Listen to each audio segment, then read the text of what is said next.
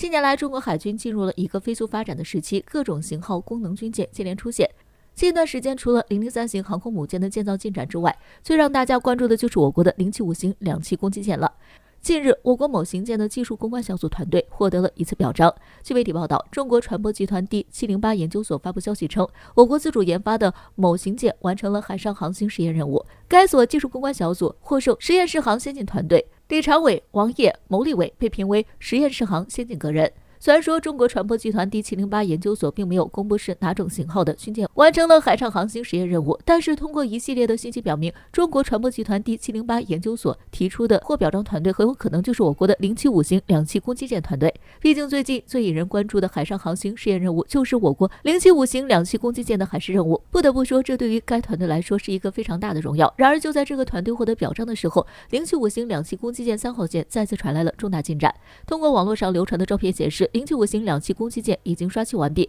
由此可见，075型两栖攻击舰将在今年前2个月下水的传闻应该可以成真了。不得不说，我国制造075型两栖攻击舰的速度确实非常快。对此，我国著名军事专家张绍忠也发表了他的看法。张绍忠认为，中国至少需要20艘075型两栖攻击舰。虽然说局座的每次分析基本上都很正确，但是令人疑惑的是，我国真的需要20艘075型两栖攻击舰吗？毕竟作为世界第一的美国海军都没有20艘这种类型的军舰，我们为什么需要这么多075型两栖攻击舰呢？据军事观察人士分析，由于075型两栖攻击舰的造价相比大型航空母舰的造价来说要低很多，所以说我们有这个资本来制造出这么多的075型两栖攻击舰，并且眼下我国周边海域的局势越来越复杂，一些地区在受到美国的煽动之下变得蠢蠢欲动，所以说我们必须得多制造一些075型两栖攻击舰，以备不时之需。此外，由于建造两栖攻击舰的速度比建造航空母舰的速度要快，所以说我们可以多造几艘075型两栖攻击舰来弥补航母不足的问题。由此可见，我国的确需要很多艘075型两栖攻击舰。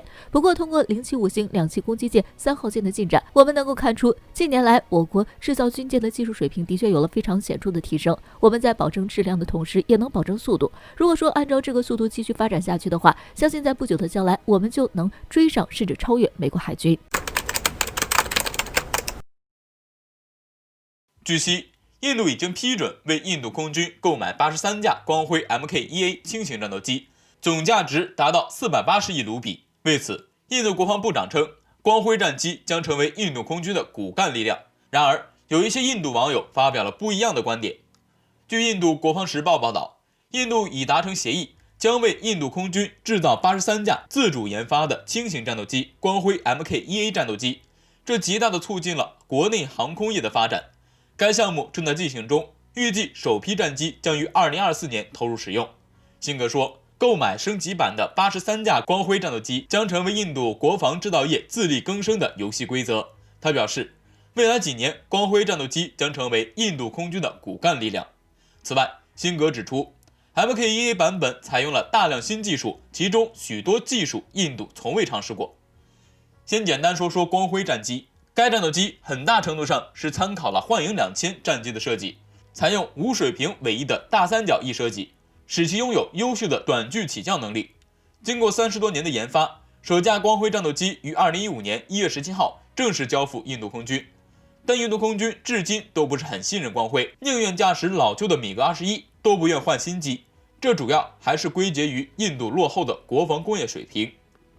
但话说回来，印度国防部长这次所说的采用了新技术，到底是什么呢？据印度援引印度官员们的话报道，第一批推出的光辉战斗机将拥有超过50%的本土含量，而这批光辉战机的本土含量将增加到65%以上。据悉，新的喷气式飞机将比第一批订购的飞机更有能力，具有增强的雷达、电子对抗套件和发射各种超视距武器的能力。Mk1A 型飞机对比原型机，前者进行了43项改进，其中包括为增强作战能力而进行的重大改进。这些措施包括易于维护、有源电子扫描阵列雷达、电子战套件和超视距导弹能力。印国防部长辛格说，光辉项目将成为一个催化剂，将印度的航空制造生态系统转变成一个充满活力的自给自足的生态系统。国有的印度斯坦航空有限公司计划将合同的一大部分外包给私营部门，因为他希望将年生产能力提高1倍，以满足空军的需求和即将订购的200架飞机。由此可见，印度国防部对此次的项目很有信心。不得不说，耗时多年的项目已经让不少印度人失去了信心。这不，就有印度网友称，印度花了40年才研制出光辉战机这种垃圾，去掉 GE404 引擎，印度人只能用牛来拉着飞机。为什么印度人这么爱吹嘘？不仅如此，还有网友直言，光辉战斗机的能力有限，中国人认为光辉不过是一个会飞的印度玩具。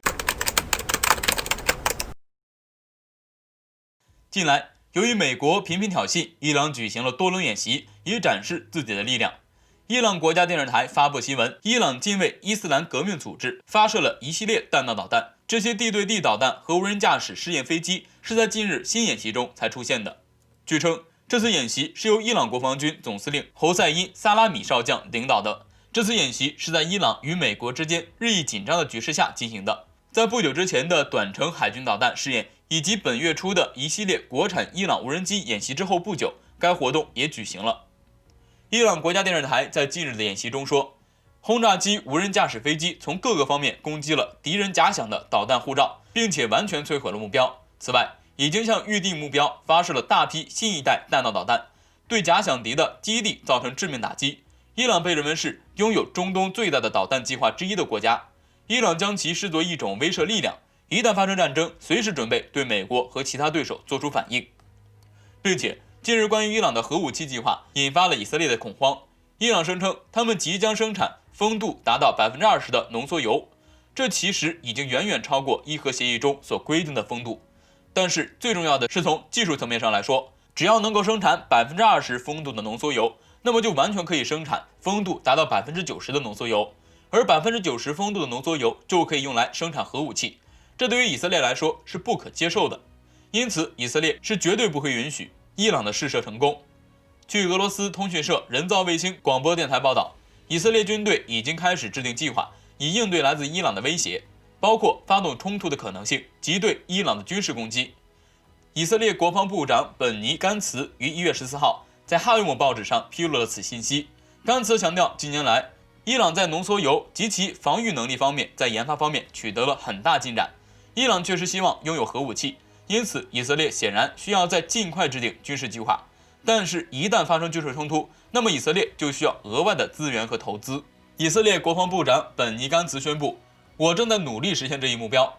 哈维姆报纸报道，以色列国防部伊朗总署的任务是制定3种选择，以摧毁伊朗的核武器发展计划，包括军事选择。同一份以色列报纸哈维姆报道，在较早的相关信息中，以色列军队正在紧急计划对伊朗的核计划进行攻击。以色列阿维夫的陆军参谋长科哈维已经提交了3种选择，以清除伊朗的核计划。尽管他没有提供详细的信息，哈维姆强调，这些选择之一是对伊朗发动军事进攻，这将需要以色列军队大幅增加预算。但是如果伊朗真的计划研发核武器，那么以色列或许真的会不惜代价发起攻击。